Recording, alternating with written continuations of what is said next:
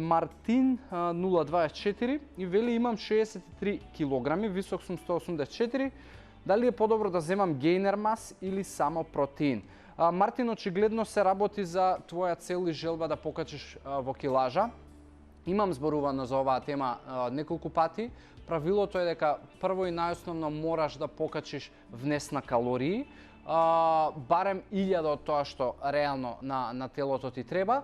Кога зборуваме за суплементација, не знам зашто ме прашуваш дали протеин или дали гейнер мас. Јас не би одел, ако земам протеин, тогаш не би земал гейнер мас и обратно. Ако веќе користиш суплементација, слободно користи ги и двето како начин да го поедноставиш и убрзаш процесот. Но доколку можеби од други причини или финансиски побуди, треба да избереш едно од тие две.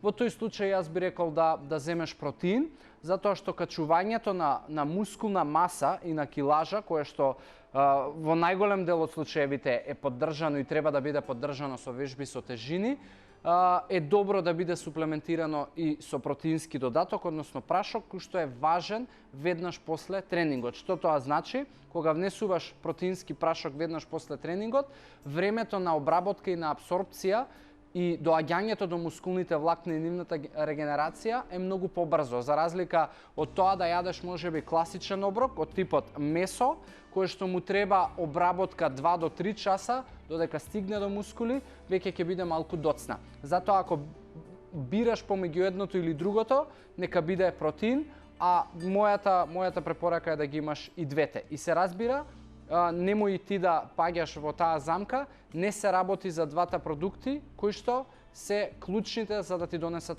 повеќе килажа во мускул, туку се работи за начинот на исхрана. Многу често луѓето сме читачи на наслови, ќе прочитаме овој напиток е таков и таков, најјакиот антиоксиданс, не знам, топла вода со ѓумбри, топи масти, гейнер маси, протеин ако користиш ќе покачиш мускулна маса и најчесто се потпираме на таква изјава или таков наслов. Не постои продукт што покачува мускулна маса, туку постои начин на исхрана, а ова е само суплементација и начин како да поедноставиш и да си го забрзаш процесот.